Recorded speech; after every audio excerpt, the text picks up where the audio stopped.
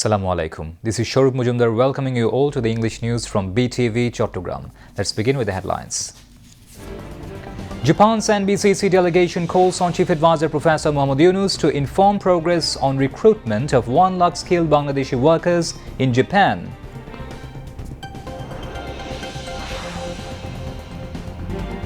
ICT sets November 3rd as next date for recording testimony in case against 5 including former DMP Commissioner Habibur Rahman over Rampura killing during July uprising.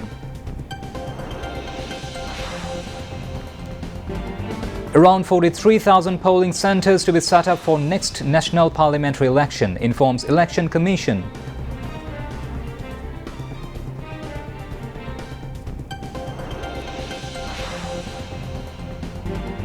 Metro rail service from Uttara to Motijheel resumes after bearing pad accident.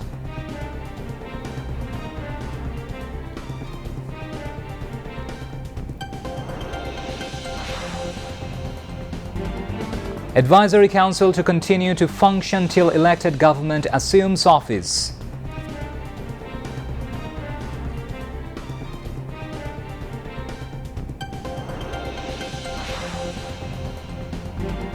International standard breast cancer treatment available at affordable cost in Chattogram.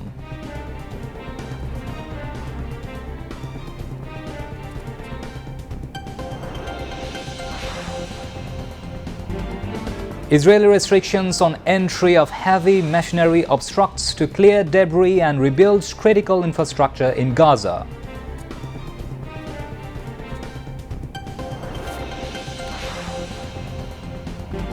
And Bangladesh chasing target of 166 runs set by West Indies in first T20 of 3-match series in Chattogram.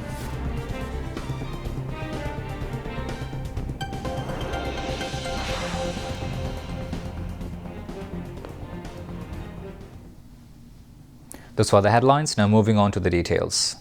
A delegation from Japan's National Business Support Combined Cooperatives, NBCC, met with Chief Advisor Professor Mohammad Yunus to inform about the progress on the recruitment of 1 lakh skilled Bangladeshi workers in Japan.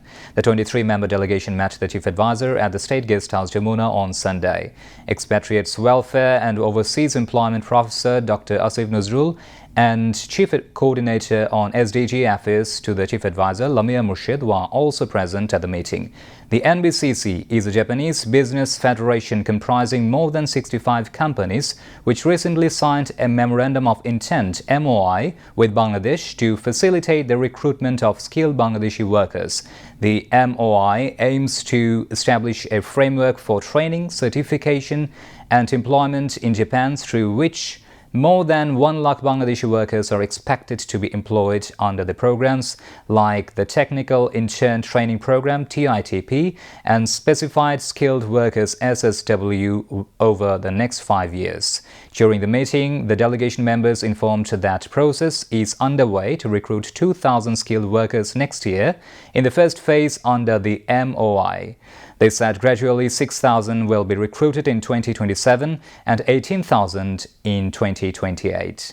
To prepare the skilled workforce, 2 training centers have been established in Khulna and at Kapasia in Gazipur, where potential workers are receiving training. NBCC representatives have already visited both the centers. During the meeting, the Chief Advisor inquired whether there were any shortcomings in their training process.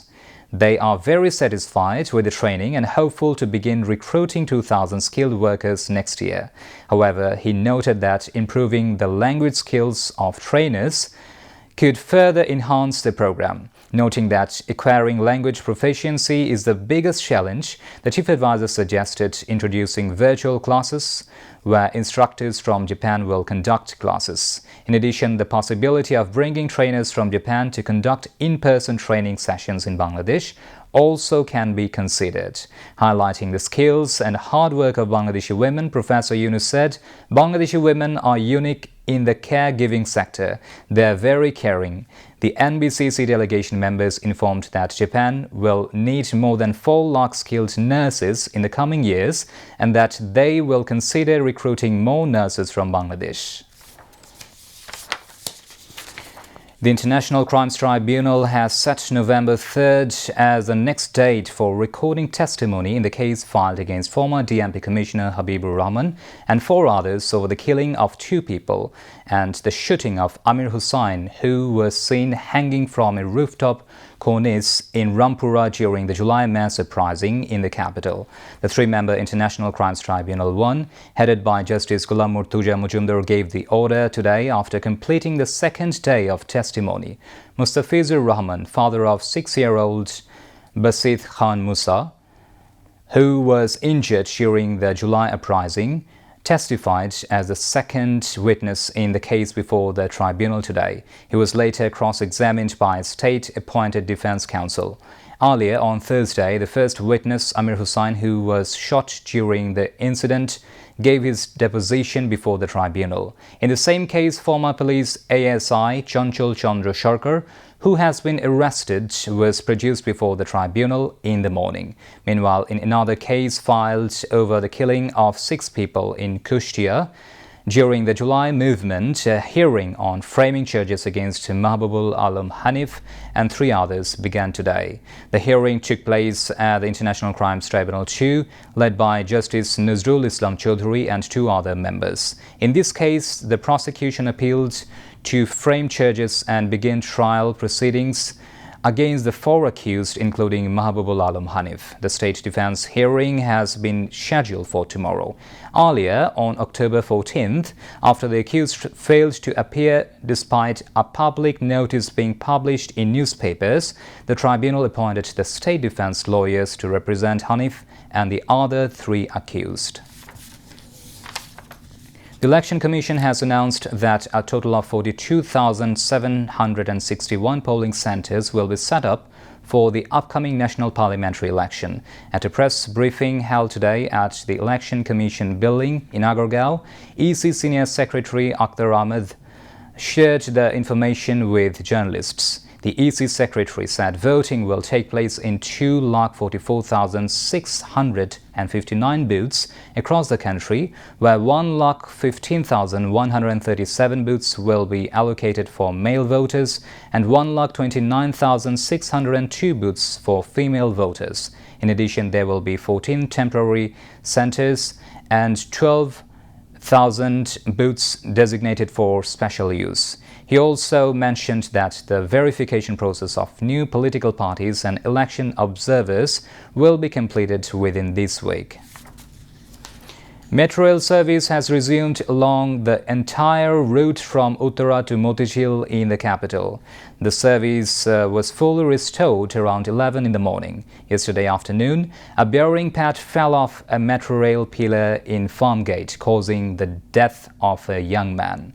Following the incident, metro rail operations were suspended. After 2.5 hours, service between Uttara and Agargaon resumed at 3 p.m. yesterday. Nearly 7 hours later, at around 7:15 p.m., metro service between Motijil and Shahbag also resumed. This morning, a new bearing pad was installed on the metro pillar at Farmgate. Afterwards, trains were operated on the previously closed section on a trial basis. The Advisory Council will continue to function and hold meetings regularly until the elected government assumes office. A statement issued by the Office of the Chief Advisor following confusion created by earlier remarks from Information and Broadcasting Advisor Mahfuz Alam. The government statement explained that Mahfuz Alam's comments at the Dhaka Reporters Unity's Meet the Reporters program on Sunday were misinterpreted in the media, leading to speculation about the Council's term.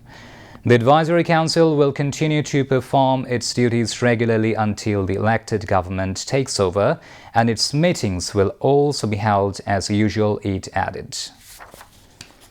BNP Standing Committee member Amir Khusru Mahmood Chaudhry said his party will formulate a new economic model if voted to power. He made the remarks today while speaking at the Economic Reform Summit held at a city hotel today. Policy Exchange Chairman Dr. Masroor Riaz, NCP Joint Coordinator Khalid Saifullah and Independent University Vice Chancellor Professor M. Tamim, among others, also spoke at the event. Amir Khusru said the BNP's 31 points commitment will be implemented if the party assumes power, regardless of whether there is political consensus or not. In response to questions from journalists, he said the Electoral Alliance should be allowed to contest under their preferred symbols. The BNP senior leader also said that no reform would be effective unless there is a change in the political culture. BNP Standing Committee member Salahuddin Ahmed has said deserving candidates will be evaluated for each constituency while maintaining both national and party unity. He made the remarks today after paying tribute to the memory of martyred President Ziaur Rahman in the capital, marking the 47th founding anniversary of Jatiyottabadi Jubodol. Leaders from the BNP, along with central and Dhaka city units of Jubodol, were present at the event. Calling for unity and cautioning against any division within the National Alliance, Salahuddin urged all to work together to advance the country's democratic journey. The top 10 round of Notun Kuri, popular talent hunt program of BTV, is going on. After nationwide selection and final screening, 279 contestants have now reached the main stage. On the fourth day, competitions were held in 4 categories, which are storytelling, classical dance, Rabindra Sangeet and patriotic songs. A total of 58 contestants took part on this day. The children's faces reflected both joy and nervousness. Everyone tried their best to impress the judges with their performances. This top 10 round will continue till October 29th. From here, the top 5 contestants in each category will move on to the grooming and final rounds. The judges said the children's performances are outstanding, making it difficult to give scores. The top 10 round of Notun Kuri will continue for 6 consecutive days. After that, it will be revealed who will advance to the grooming round. October is recognized globally as Breast Cancer Awareness Month, a time dedicated to raising awareness, promoting early detection, and encouraging women to seek treatment.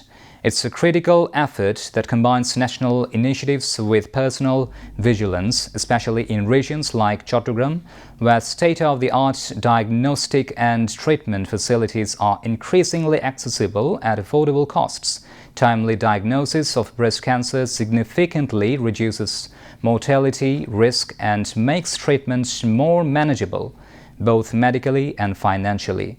Health experts emphasize that while government initiatives are crucial, women must also take charge of their own health.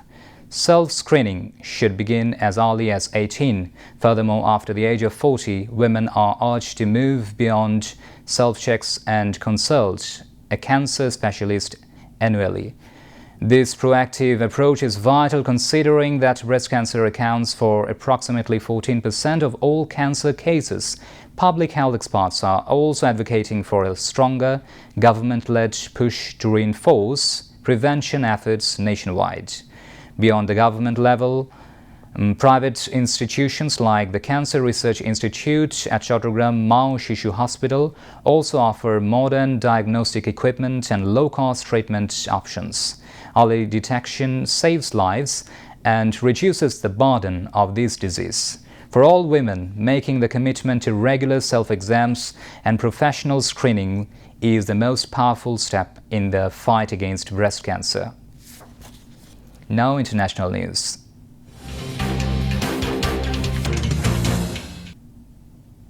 Israeli restrictions on the entry of heavy machinery are crippling Gaza City's efforts to clear debris and rebuild critical infrastructure, the city's mayor says, as tens of thousands of tons of unexploded Israeli bombs threaten lives across the Gaza Strip. In a Sunday news conference, Mayor Yahya al-Sarraj said Gaza City requires at least 250 heavy vehicles and 1,000 tons of cement to maintain water networks and construct wells. Al Jazeera said only 6 trucks had entered the territory. At least 9,000 Palestinians remain buried under the rubble, but the new equipment is being prioritized for recovering the remains of Israeli captives rather than assisting Palestinians in locating their loved ones still trapped beneath rubble. The U.S. has reached a framework agreement with China to avoid imposing an additional 100% tariff on Chinese imports, U.S. Treasury Secretary Scott Bessent said in an interview this morning. U.S. stock futures rose Sunday after U.S. and Chinese representatives agreed on a framework for a trade deal. The apparent progress comes during the first leg of President Donald Trump's diplomacy tour in Asia, easing tensions before this week's highly anticipated meeting with Chinese leader Xi Jinping. Beyond trade talk, Trump is expected to urge Xi to join the U.S. pressure campaign against Russia. Fresh clashes near the border with Afghanistan have killed at least 5 Pakistani soldiers and 25 fighters. Pakistan's army says even as the two countries hold peace talks in Istanbul.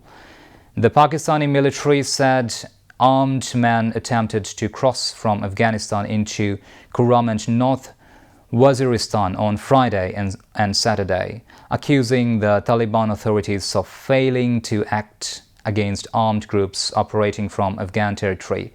It said on Sunday that the attempted infiltrations raised questions over Kabul's commitment to tackling terrorism emanating from its soil.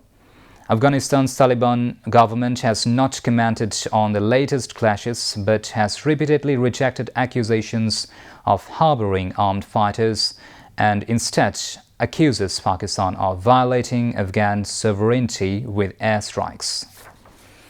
Russia has successfully tested its nuclear-powered Burevestnik cruise missile and will work towards deploying the weapon, Russian President Vladimir Putin said on Sunday, which comes as Moscow launched its second deadly attack on Ukraine in 2 nights. The timing of the missile test is notable, coming the same week that a potential summit with U.S. President Donald Trump broke down and the White House placed sanctions on 2 of Russia's largest oil companies, some of the Trump administration's most tangible actions against Russia to date. Valery Gerasimov, chief of the General Staff of Russia's armed forces, claimed the Burevestnik missile remained airborne for about 15 hours and covered a distance of around 14,000 kilometers. During the test, the weapon demonstrated its high capabilities in invading anti-missile and anti-aircraft defenses, Gerasimov said. Meanwhile, Putin said Russia needs to determine the possible ways of using it and start preparing the infrastructure for deploying this weapon, adding that it's a product no one else in the world has.